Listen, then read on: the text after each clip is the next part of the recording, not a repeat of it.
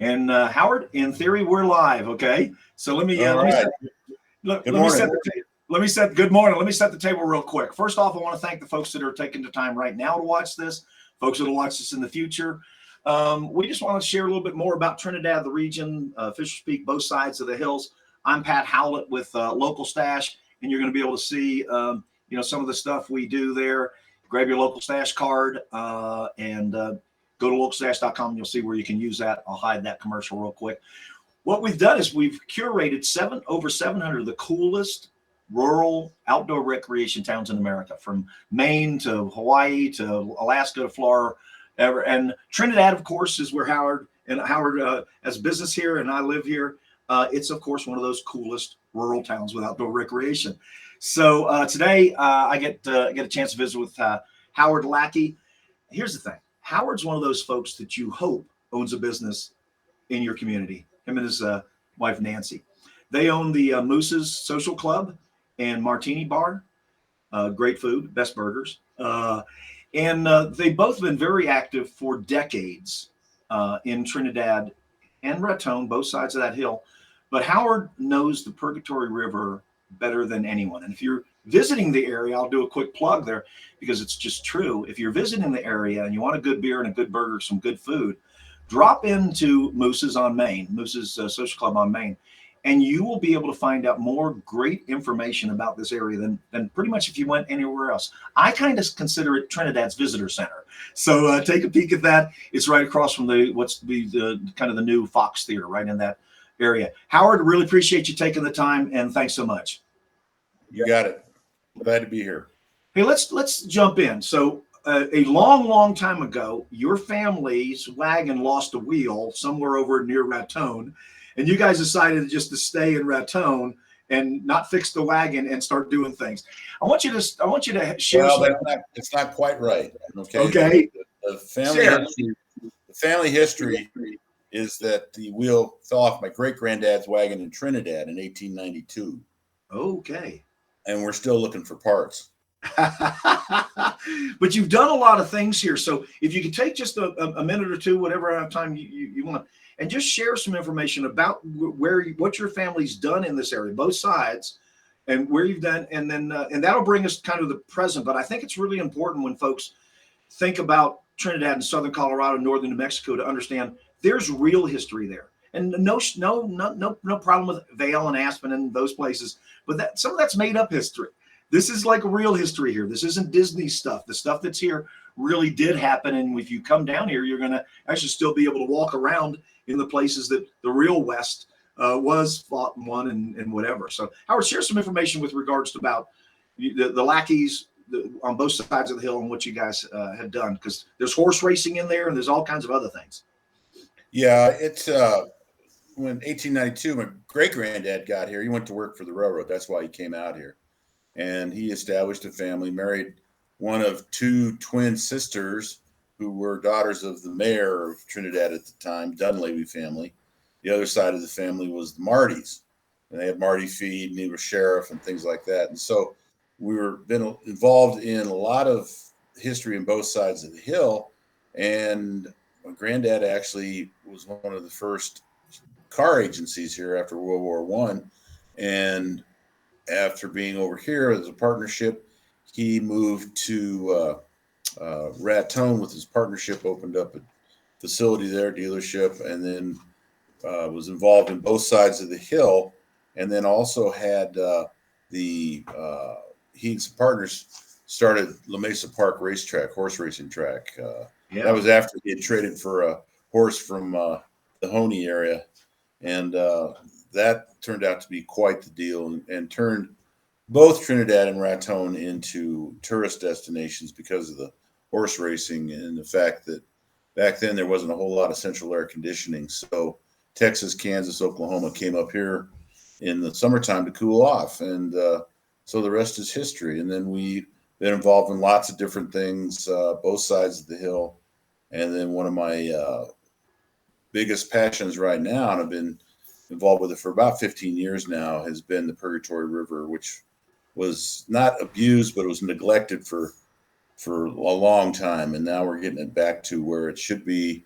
and as a jewel of downtown Trinidad, because as I've often said, there are three things that every cool town in this state has.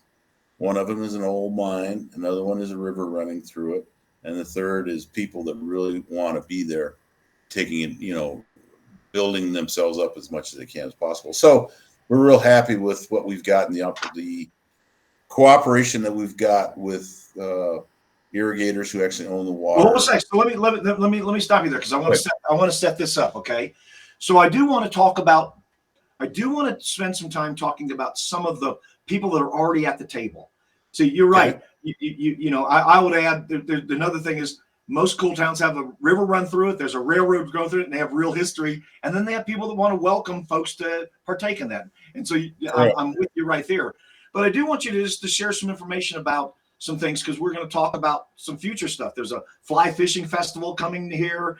But tell me a little bit about, and I'm going to just name an organization. I want you just to kind of tell me a little bit about that organization and how they fit. And we're going to go.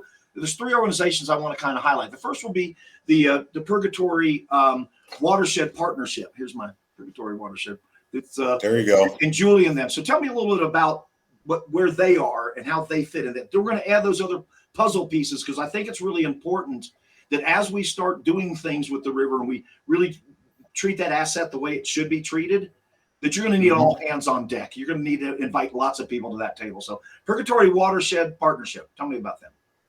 Well, Purgatoire Watershed Partnership actually was a group that was formed after we had started our process of getting the river cleaned up and getting the river notified as a real recreational and a natural corridor. So we had tons of volunteers for lots of years. And then we would have folks that would come in and spend some time that would have that little more expertise on organizations that would work. And then they would go to someplace else. So, about 4 years ago, I'm thinking maybe 5, we finally figured out that the Purgatoire was a large enough, important watershed within the state that we needed full-time management. And that's when the Purgatoire Watershed Partnership came about in conjunction with the Purgatoire River Conservancy District to make sure that we had great relationships with the irrigators who actually own the water. Hold on a second. Let's tell me a little bit. What makes the Purgatoire River, because you just hit on something, what makes the Purgatoire River different than all the other rivers in Colorado? Well, we're the last intact watershed in the state of Colorado. And with that, we mean that is exactly, there's no water that is shipped out or into this watershed, which most watersheds in the state of Colorado now, as we all know, a lot of water goes into Denver, a lot of Colorado Springs, places like that. We're the last best watershed. And so we're working very hard to protect that, to make sure that the water and snow that falls in the Calabras is the water that ends up going into the Arkansas. And so just like it's always supposed to be. Excellent. So that sets up. So we've got Purgatoire Watershed Partnership, which is this group that's really kind of helping bring people together and not adversarially, but actually together to do that. But then tell me a little bit about the Purgatoire Water Conservancy District. And I think we call them a lot of times, and they call themselves the Irrigators, right? Right. Tell me about they're the guys that actually own the water. That's why the dam was built. One of the reasons the dam was built. The other one was for flood control. And so they are the guys that pay the bills on the dam. They're the ones that divert the water, get it to the irrigators, the people that are using it for irrigation and agricultural purposes. And so they are very, very, they are the most important part of it, because in most areas, irrigators and recreation people usually don't see eye to eye. And we've been very fortunate that after a period of time, we formed a very good partnership with the irrigators. And therefore, part of what the PWP, Purgatoire Watershed Partnership's job is to make sure that we continue that relationship, but also going after grants and things that benefit the irrigators and the water and the environmental aspects of the whole corridor. So it's a very integrated, very kind of complex partnership, but it's worked very well for a number of years now. And it's given the Purgatoire River all the credit and all the attention that it needs. We need more attention from other entities, but right now we're doing a very good job with creating a good fishing environment, wildlife environment, clean water, and water delivery to the irrigators. It's Well, very so good. here's the thing, and a lot of that, almost any time you actually get a collaboration, a collaborative, a group of people doing things together, the connective tissue will always be trust. If you don't have trust, Correct. it's really Correct. going to always be hard. And so I want to do a shout out to somebody that's really, besides yourself, I'm going to say that she is the connective tissue, and that's Julie Knutson with the Right. PWP. And what a first round draft choice that lady is, huh? I mean, Yes. we are going to be in a future. We'll do a future interview with Julie, but she is just so darn busy, and not just like, hey, I'm busy, but she's so busy working with all these partners in the river and grants and those kinds of things. So tell me a little bit about Julie and what she's kind of done in connecting those areas with trust. Well, I guess the best way to put it is that we put together the canvas for her, and then she's doing all the painting on the canvas, and she's done a very good job of connecting, the irrigators along with PWP and establishing the criteria for what we need to do to protect that river. Very good grant writer. I think she's got a PhD. I'm not sure. But anyway, she's worked in Alaska. She worked a lot of places, and she's kind of really fell in love with this whole Purgatoire Watershed partnership because it takes a environment from timberline all the way down to the open high deserts. And that's something that is very rare in this part of the country. And PWP is responsible for a lot of it. They had a small workshop program along with the extension agents here for people that live up in the watershed so that they can protect their properties and also not damage the environment that they're living in. So it's a very diverse, very interesting job that she's gotten, and she's done an extremely good job.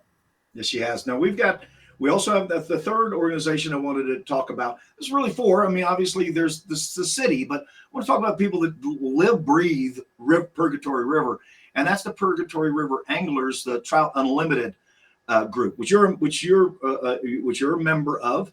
And there's a fly fishing festival coming up in this summer on that. Tell me a little bit about that organization and its fit into this river. Well, the TU, when we first started the work on the river, it was just, like I said, a lot of volunteers, not any real identity other than the fact that we wanted to clean the river up. The Boulevard Edition, which has become a tremendous asset for Trinidad, was a dumping ground. So we got Boy Scouts, Girl Scouts, a lot of people involved, got it all cleaned up. And then we decided that we needed to have something everybody could identify with. So we decided, let's get TU going down here because the river, although there were a lot of naysayers, will support an excellent population of trout, and people love to fish. And if you've got a river going through your town and you can fly fish, do whatever you want, go observe wildlife, that just is a quality of life issue that is getting rarer and rarer. So TU came, we established the TU chapter here, it was very active for a number of years. It's been a little bit less than active in the last several years, and that's my fault because I've been involved in lots of other things, but we're getting it revitalized.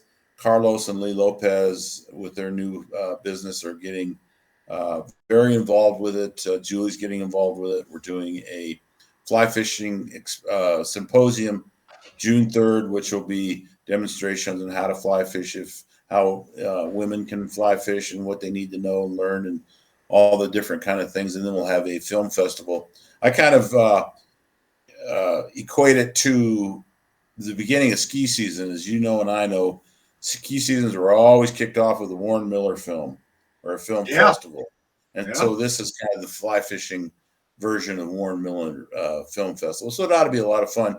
And it will actually introduce a lot of people to the river who probably don't really know what a great fishery it really is. And you've seen the pictures of the fish that are residing in the river and the things that we've done. Well, I tell you what, one of the things I was going to ask Howard to do is either bring send me some fish photos, but quite frankly, I just didn't want to overwhelm you with the incredibleness that's in our river here. He's got some incredible fish that if you saw him, you'd probably be just envious. And we want to just have you come down here yourself. So my grandson Jace calls me yesterday, and they're coming out to see Grandpa for the summer and going to spend a couple of weeks out here.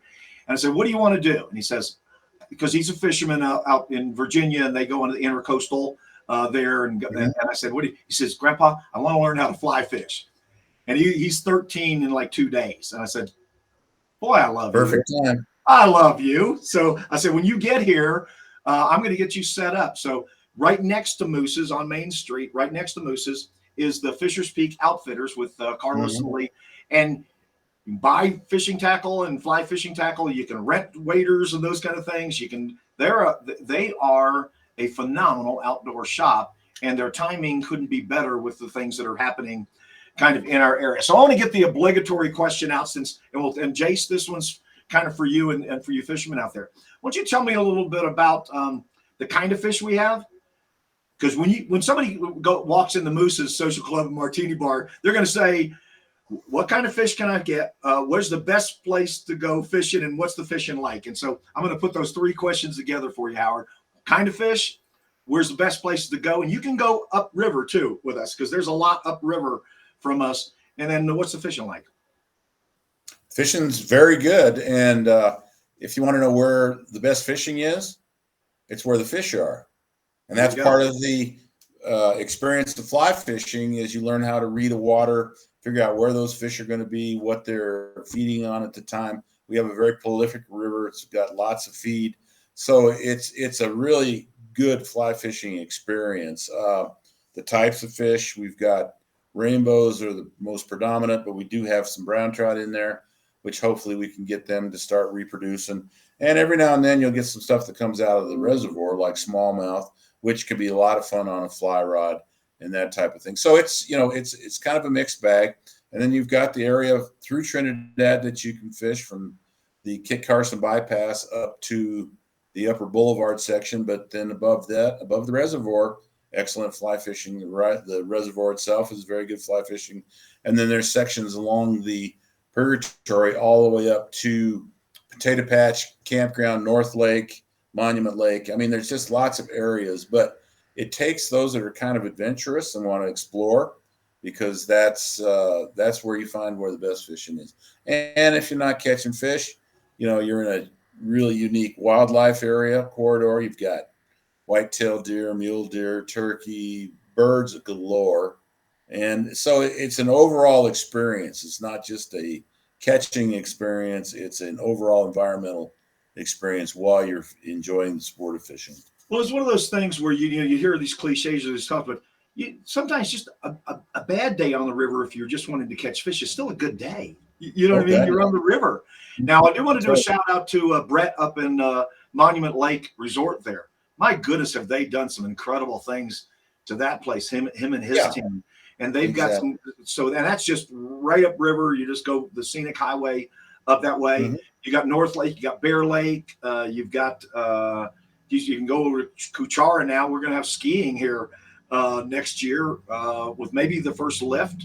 And so that's going to happen up at Panadero near Kuchara. So so here's the thing, if you kind of use Trinidad as your base, and Howard and I are going to say there's 2 sides of the hill, there's Trinidad and there's Raton.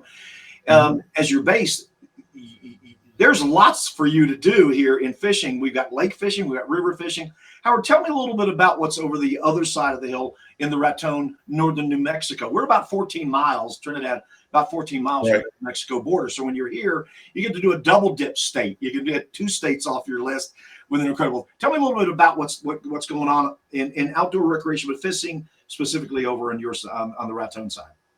Well, we're being close to the Colorado border. We've got an excellent jewel of fishery up Sugary Canyon, which is the state park.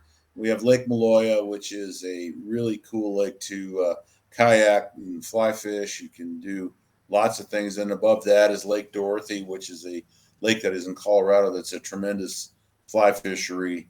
It's about a 1/4 mile hike, so it's nothing too strenuous, but it's very It's a really, really cool place. And then you've got Cimarron Canyon, which is about 40 miles to the west. You got Eagle Nest Lake, which is a high mountain lake in New Mexico, which is very good. So there's lots of different places. There's the Costilla, which is on the Valle Vidal, which is quite the area, which is right next to Ted Turner's Vermejo Park. And so, yeah, there's just lots of things to explore and go see. And if somebody says they're bored, then that's their own fault. Yeah, no, yeah, you're exactly right. And again, it's one of those things that we're still not really well known. So you can come fishing here and you're not going to just be bumping into everybody. You can take a ride out in the country here and you're just bumping into anybody. You can go gravel grind here and see some of these places for kind of a future trip. So we've talked a little bit about the past. We just talked a little bit about the present. I want to circle back to those organizations, and I want to bring the city in with some things and talk about kind of the future. We have the riverwalk that's coming. We're one of the few places that have 2 state parks. So we've got Trinidad Lake State Park and we've got Fisher's Peak State Park. Just an abundance of the biology in those places. It's just unmatched in most places, not in Colorado, but in the country. So let's talk Riverwalk and the connectivity from, let's say, the river to now Boulevard to now getting to the state park and doing that kind of loop. What do you see some of the ways that, and the city's doing a Riverwalk project now. So I want you to we've got about 8 minutes left, and you can take as much time of this as possible. Where do you see a couple of things, and this is kind of the future Riverwalk and the connecting things. Where are we right now with the organizations that are there? How can let's do a shout out to the city that if anybody watches this point of how can they make sure they're bringing the expertise of these 3 incredible organizations that are passionate about the river? They live, breathe river. How can we make sure that this new Riverwalk has the right people at the table and it gets the vision forward of folks here, so that if you live in Trinidad in our area, you're going to benefit from that asset that's incredible. You either have a river or you don't have a river. You can't order one. You just if you have one or not. We've got a great one. Tell us a little bit about how you see some of that moving forward with those organizations, the city, and the future. Well, one of the things that's constantly a conversation at Moose's is the folks that come down here, and a lot of them out of Denver. You know, in Denver right now, you got to spend 2 hours to get up to a trailhead. Then you got to spend an hour to get on the trailhead. And it's like walking in a mall outdoors. It's an experience that's gone away. One of the things that we have in Trinidad area is that we're the last best place in Colorado. You can be in wilderness area in 20 minutes. Yep. You know, when Fisher Peak gets going, it's going to really be quite the asset. You can get into New Mexico. If you take Fisher Peak, you take Lake Dorothy, you take James John, which coming up to one of the most spectacular times of the year on James John for the wildflowers, and you take Sugar Canyon State Park, you have about a 60,000 acre open space. Wow. There aren't many places that you can do that. Nope. You can hike, you can bike, you can fish, you can just do all the things that, if you're an outdoor person, are really, really on your top 10 list. The cooperation over the years has been pretty good with the river focused folks. We've had some issues with the powers that be of putting the river into the priority that it should be, because it is one of the things that's going to attract people to Trinidad. We have people coming down now from Denver area that are fly fishing. They absolutely love it because they don't have to, it's not combat fishing. You don't have to fight for a fishing hole. You've got areas that you can go, and they absolutely love it. So the cooperation, the city's finally kind of getting on board. They're understanding how big a thing tourism is going to be, how big a thing quality of life is going to be here for this part of the world, because we are the last best place. Now, the city, I think, needs to take a look at how they're spending their money. And I think they need to start putting their money into the folks that know what's going on with this corridor from the Calabres all the way down, and allow those groups to leverage that money into a lot of good working capital that we can really get this corridor developed the way it should be. And the fact that everybody in town will benefit from it and just make it the place that we all know it can be. Well, I was involved in a river town years ago up in Fraser, and one of the challenges in Colorado in the West is water. It's the biggest thing. Yes, it's bigger than gold. It's bigger than Bitcoin. It's the big thing. But most of the time, sadly, because of the different interests there, and because you didn't invite people to the table, there was adversarial. So you had the river rafting guys taking one set of the ranchers and another thing. There were the municipalities doing things. We had to deal with Denver Water and their interests. And so it was very hard to actually get everybody rowing the boat in the same direction. One of the things you said earlier that I think is something we have that we've got to just embrace is we have cooperation between these organizations. That's why in this interview I wanted to spotlight some of the organizations that are already here. We're not starting at ground zero. There's already those folks. So I think if the city can bring those folks together that are already there, we've got irrigators that aren't fighting recreation. We've got irrigators that actually their sons and daughters and themselves, they enjoy the river. They enjoy this stuff here. And they understand that recreation is also something that the river can support. And so tell me a little bit about how you see some of the things going forward with the river walk and how I just set that, because it's an area of cooperation and non-adversarial right now. Well, and a little funny story, when we first started talking about doing something with the river, of course, most places in the States, it's always adversarial because people are demanding the water, even though they don't understand the ownership or the usage of it or water rights. And water rights are an extremely important thing in this part of the world. When you have water rights to go back to 1864, there isn't a whole lot of you can do about changing things. In the first 5 years, I started talking with the Conservancy district about what to do with the river and trying to help them clean it up and make it better for them. I got thrown out of their meetings because they didn't even want to talk about it. Yep. The word recreation, no, we're not doing it. We're not doing it. Finally, they got a water engineer that was a fly fisherman, and he had a place up on the Yampa, and he could see the possibilities of what was the Purgatory could be. So he did a very good job, along with several of the member of the board on the Conservancy district, to start moving everything in the direction to start realizing the recreational aspects, because people got to remember the water that comes through Trinidad is not ours, it's theirs. So we've got a really good relationship with them that we just use it as it comes through town as a recreational opportunity, but we can't demand more water. We can't pool it. We can't divert it. We can't do any of that stuff because it's not our water. So we've done a lot of habitat improvement to improve the fishing, to improve the wildlife, to improve everything else, so that we have a really good usage of that water as it's coming through town, but it also produces better water for them quicker. We get trash cleanups every month, keep trash out of the river, keep it out of there, get the houseless out of the river, which were causing fires and things like that. Now the city's finally starting to clean up and get a lot of the brush and trees and stuff cut out, which is part of their responsibility. And they're now finally starting to get it done, which is a good thing. And so we're all kind of getting this thing together. There's starting to be some real recognition about how important this is going to be to the community. And, we just got to keep moving down that line. And Purgatoire Watershed Partnership has been a very big partner in getting funds to get their diversion dam redone. I don't know if anybody's been down behind Club 14. We're doing a lot of work down there. Got rid of an old silt island that was screwing up the water delivery. Got the dam resurfaced. Got a whole lot of things done that are benefiting irrigators, but are also going to benefit everybody in Trinidad for the recreational opportunities that it presents. Well, that's exactly right. Let me jump on that, because we use the word irrigators and use the word Purgatory Water Conservancy District, those kind of things. I just wanted to say these are food providers.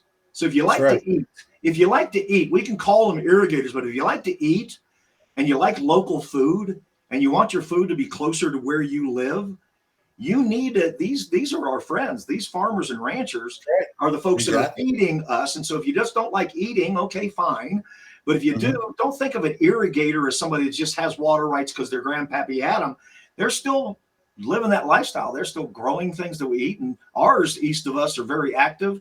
and provide some of the best beef you'll find pretty much anywhere. And we're okay if you eat it here. I don't want to ship it to you. But a couple of other things that I want to say is that if you get a chance and you live here in Trinidad and you have not been down on the river lately, as Howard was just saying, it's changed and it's awesome. And if you haven't walked, if you've only walked east from Safeway, start at Safeway, walk west a little bit. When you get to the boulevard, you'll understand how cool that area is and that ecosystem that we have right in town. Now, if you're not in the area, we want to invite you. We like the hospitality business being hospitable. So we want to welcome you and invite you to come here. And so when you come into town, I want to just give you the best advice I can. And that's when you come into town, you're going to find some of the coolest locally owned businesses ever. But if you want to talk fishing or outdoors or what's kind of going on, you will want to make your way into Moose's and have a nice cold beer, have some food, have a nice martini, and get to know Howard and Nancy and their great staff. Howard, anything you want to close out with as we go? Because we've taken the time, and I like starting on time and ending on time. Yeah, well, all I can say is everybody needs just to get together and have discussions and have thought processes and realize where we are, what we can do, and what we can all do to benefit the community, benefit those visitors that come here, and benefit the environment and the wildlife aspect also. Because a cool town is a town that understands its place in nature. Yep. And understands what is important to make a natural environment. And we've done a very good job in doing that into a river corridor that was, like I said, it was abused with the amount of trash and stuff that used to be dumped into it. And now we've got it to a point where people can point at it and be proud of it and say, look, I helped with that. This neat. Oh, look, by the way, there's a kingfisher. Oh, look, there's a rainbow trout. So these are all the things that I think more and more people need to understand are an asset to themselves, their community, and their family. And to just join us, get involved. Every first Saturday of every month, we have community cleanups, go down and clean up the river. It's a great way to get to learn the river. Go walk the boulevard. We're now talking about a bunch of natural trails on the north side of the river that won't be paved, but will be just winding in and out of the environment so that you can see it for what it is and how it interacts with Mother Nature. Very cool place. Very, very cool place. Howard, I really want to appreciate you taking the time. By the way, folks, I think this may be the first and maybe only live interview on the internet Howard Lackey ever does. So I am so blessed. I am so blessed that this is the first time to do that. And I say that kind of joking with a buddy of mine, but I also say that just as an indication of how important the river is to him and what he's doing and how he's spent time along with all the volunteers and those organizations in the city and everybody in order to best protect and benefit from a river that's running through here, the Purgatoire River, through a part of the Colorado and a part of the country that has true, real history. So come on down, go to localstash.com, and you'll see what we're trying to do there. Howard, love you, man. Thanks so much. We are still real Colorado. Come see us. Sounds good. All right. Thanks, Pat. And we